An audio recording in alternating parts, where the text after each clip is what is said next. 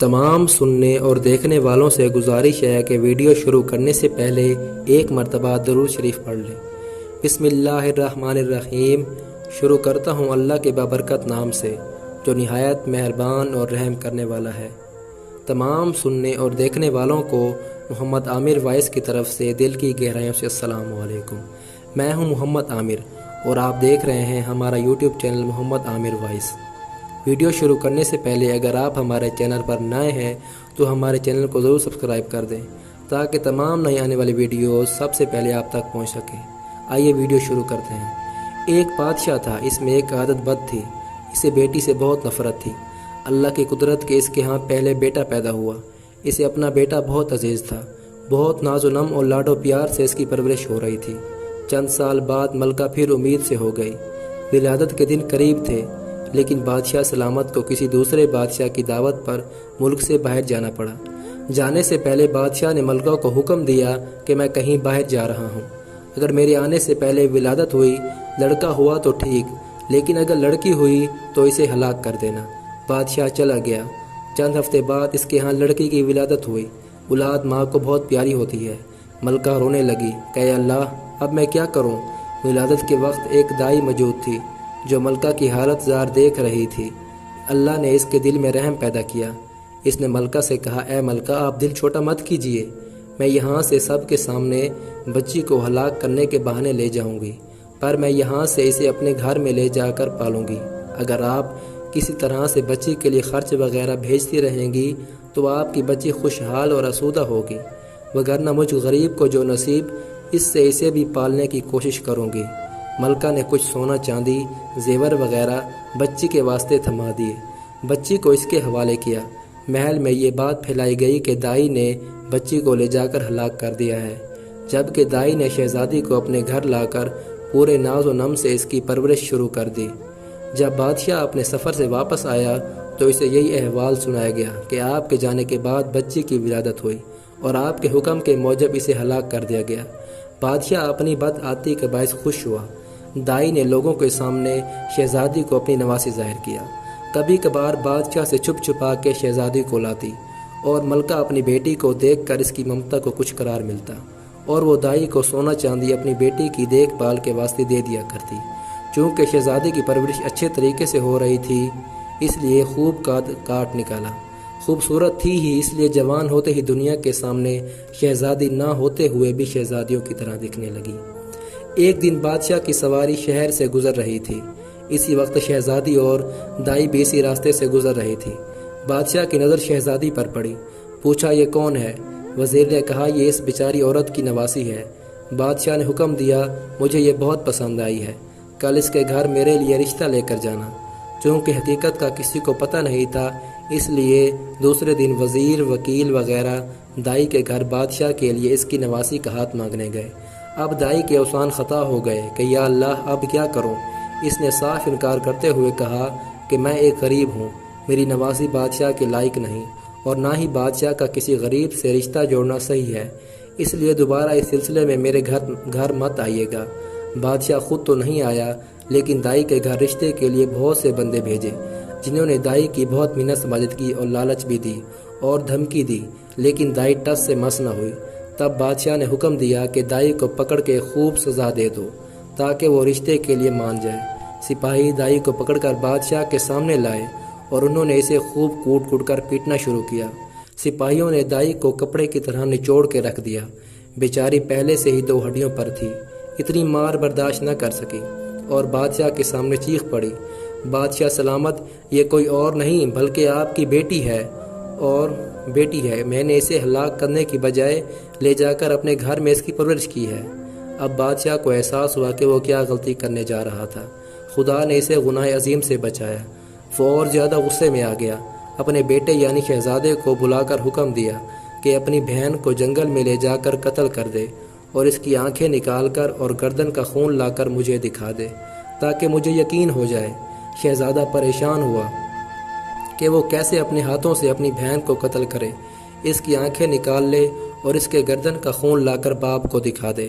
اسے کسی صورت یہ گوارا نہ تھا، اگرچہ اسے اپنی بہن کے متعلق اب معلوم ہوا، لیکن اسے پتہ تھا کہ بادشاہ ہر صورت اپنی بیٹی کو ہلاک کرنا چاہتا ہے۔ اگر اس نے اسے قتل نہیں کیا تو بادشاہ دونوں کو ہلاک کر دے گا۔ مجبور ہو کر اپنی بہن کو ساتھ لے کر جنگل کی طرف چل پڑا۔ جب دونوں جنگل پہنچ گئے تو بھائی کی محبت بہن کے لیے جوش میں آ گئی۔ بہن سے کہا کہ میں کسی صورت تمہیں اپنے ہاتھوں سے قتل نہیں کر سکتا، میں تمہیں یہیں چھوڑے دیتا ہوں، آگے تمہاری قسمت کہ تمہیں درندے کھا جائیں یا تم بچ کر کہیں اور نکل جاؤ۔ لیکن بہن نے بھائی کا ہاتھ پکڑ کر کہا، نہیں بھائی، تم مجھے قتل کر دو، میری آنکھیں اور خون لے جا کر باپ کو دکھا دو، نہیں تو وہ تمہیں مار دے گا، جو مجھے کسی صورت گوارا نہیں۔ دونوں بھائی بہن ایک دوسرے کے گلے لگ کر رو پڑے۔ آخر کسی طرح بھائی نے بہن کو منا لیا۔ شہزادی آنسو بہاتے ہوئے گھنے جنگل کی طرف جانے لگی۔ آخری بار پلٹ کر بھائی کو دیکھا اور جنگل میں گھس گئی۔ اس کے بعد شہزادے نے ادھر ادھر سے ڈھونڈ کر ایک ہرن کا شکار کیا، اس کی گردن کا خون نکالا اور آنکھیں نکال کر بادشاہ کو دکھا دی۔ بادشاہ نے آئینہ منگوایا، اس میں ان آنکھوں کو اور اپنی آنکھوں کو غور سے دیکھا۔ جب اس کو یقین ہو گیا کہ آنکھوں کا رنگ ایک ہی ہے تب اسے تسلی ہوئی۔ ملکہ نے کسی طریقے سے شہزادے کو بلا کر اس سے بیٹی کے متعلق پوچھا۔ شہزادے نے ماں کے سامنے سارا احوال گوش گزر کر دیا۔ ملکہ نے منہ آسمان کی طرف کر کے ہاتھ اوپر اٹھائے اور بیٹی کے لیے دعا مانگی کہ اے اللہ، تو میری بیٹی کی حفاظت کر، اسے اپنے امان میں رکھ اور اسے کسی اچھی جگہ پال لگا۔ اب آگے شہزادی کا قصہ سنیے۔ شہزادی جنگل میں رہنے لگی اور بھوک مٹانے کے لیے جنگلی پھل پھول بوٹے کھا کر اپنا وقت گزارنے لگی۔ اس دوران بہت سا وقت گزر گیا۔ جھاڑیوں کانٹوں سے الجھ کر اس کے بوسیدہ کپڑے تار تار ہو گئے۔ آخر کار اس کے بدن پر کوئی کپڑا نہ رہا۔ ایک دن کسی اور ملک کا بادشاہ اپنے لاؤ لشکر کے ساتھ اسی جنگل کے راستے سے گزر رہا تھا۔ اتفاقاً بادشاہ اسی طرف جا نکلا جدھر شہزادی تھی۔ جب شہزادی کی کانوں میں کسی گھوڑے کے قدموں کی آہٹ پڑی تو جلدی جلدی کسی گھنے درخت پر چڑھ گئی اور اس کے بڑے بڑے پتے توڑ کر اپنی ستر پوشی کر کے چھپ کے بیٹھ گئی۔ بادشاہ بھی آ کے اسی درخت کے نیچے ٹھہر گیا۔ درخت گھنا اور سایہ دار تھا۔ ایک طرف اپنے گھوڑے کو باندھا اور درخت کے سائے میں کپڑا بچھا کر تھوڑی دیر سستانے کی خاطر لیٹ گیا۔ چونکہ اس کا منہ آسمان کی طرف تھا اور وہ اپنے خیالوں میں گم تھا، اس کی نظر درخت کے گھنے پتوں پر میں پوشیدہ کسی ہیت پر پڑی۔ وہ اچھل کر کھڑا ہو گیا اور بلند آواز سے کہنے لگا، اے اللہ کی مخلوق، تم کوئی پری ہو، فرشتہ ہو، جن ہو یا کوئی انسان ہو، جو بھی ہو اپنے آپ کو ظاہر کرو، میں تمہیں کوئی نقصان نہیں پہنچاؤں گا۔ شہزادی نے پکار کر کہا، اے مسافر، میں ایک لاچار لڑکی ہوں، میرے جسم پر کپڑے کے نام پر کچھ بھی نہیں، اگر تم اپنے نیچے بچھے چادر کو میری طرف پھینک دو تاکہ میں اپنے جسم کو ڈھانپ کر نیچے اتروں اور تم سے بات چیت کروں۔ بادشاہ نے اپنے نیچے بچھے کپڑے کو اٹھایا، اس کا گولا سا بنا کر اس کی طرف پھینکا۔ شہزادی نے اس کپڑے سے اپنے جسم کو خوب اچھی طرح ڈھانپا اور کسی نہ کسی طریقے سے درخت سے اتر گئی۔ جب بادشاہ نے شہزادی کو دیکھا تو اس کے حواس گم ہو گئے۔ اس کے پورے ملک میں کوئی اتنی خوبصورت لڑکی نہیں تھی۔ پورے دل و جان سے شہزادی پر فرفتہ ہو گیا۔ جھٹ سے شہزادی سے کہا، میں ایک بادشاہ ہوں، اگر تم برا نہ مانو تو میں تم سے شادی کر کے تمہیں اپنی ملکہ بنانا چاہتا ہوں۔ اندھا کیا چاہے دو آنکھیں، شہزادی نے حامی بھری۔ وہ بھی ایک ایسا بندہ چاہتی تھی جو اسے عزت دے۔ بادشاہ خوشی خوشی شہزادی کو لے جا کر اپنے ملک روانہ ہو گیا۔ اپنے ملک پہنچتے ہی بادشاہ پہلے وزیر کے گھر جا پہنچا اور اس سے کہا، ایسا سمجھو کہ یہ تمہاری بیٹی ہے، میں کل رشتہ مانگنے آؤں گا اور شادی بیاہ رچا کر اپنی امانت یہاں سے اپنے محل لے جاؤں گا۔ وزیر نے اداب بجا کر کہا، بادشاہ سلامت، آپ پوری طرح سے تسلی رکھیے، یہ آپ کی امانت ہے اور میری بیٹی، جب آپ کا دل چاہے اسے بیاہ کر لے جائیے۔ بادشاہ شہزادی کو وزیر کے گھر چھوڑ آیا۔ اگلے دن وکیل قاضی بادشاہ کا رشتہ لے کر وزیر کے گھر آ پہنچے۔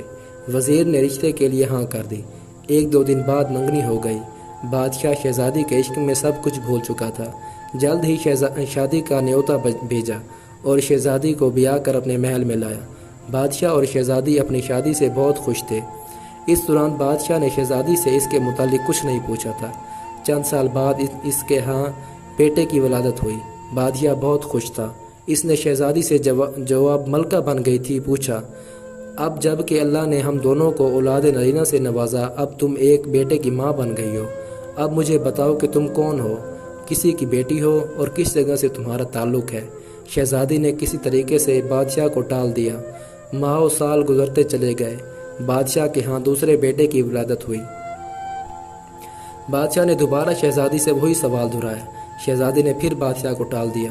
آخرکار ان کے ہاں جب تیسرے بیٹے کی ولادت ہوئی تو اس موقع پر بادشاہ نے شہزادی کو حقیقت معلوم کرنے کے لیے بہت دباؤ ڈالا۔ آخرکار شہزادی مان گئی اور بادشاہ کو حقیقت بتائی کہ وہ فلاں ملک کے بادشاہ کی بیٹی ہے۔